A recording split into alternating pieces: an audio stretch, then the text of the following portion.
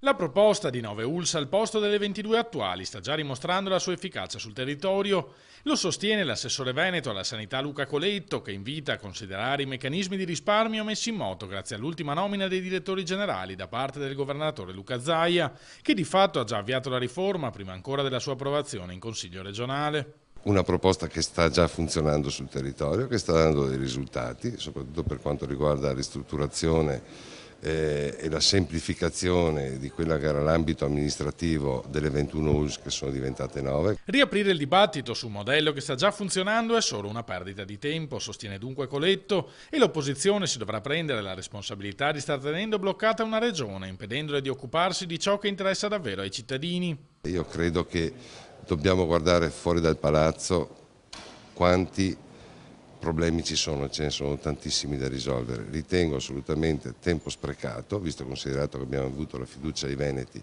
per amministrare e fare leggi, rimanere qua in Consiglio bloccati su una questione che poco interessa la gente. Il numero delle ULS non è interessante, il numero dei direttori non è interessante quanti servizi vengono erogati e la loro qualità. Purtroppo per il regolamento del Consiglio l'opposizione ha la possibilità di tenere ferma l'Assemblea per mesi su una questione di nessun interesse per i cittadini, chiosa l'assessore. L'unica via d'uscita da questa situazione è in mano ai consiglieri di minoranza. Serve un'azione di responsabilità da parte dell'opposizione proprio per smuovere questo blocco che è perfettamente inutile. A noi interessa razionalizzare per ricavare risorse dall'ambito amministrativo e riversarlo nell'ambito delle cure, l'esatto contrario di quello che sta facendo il governo centrale.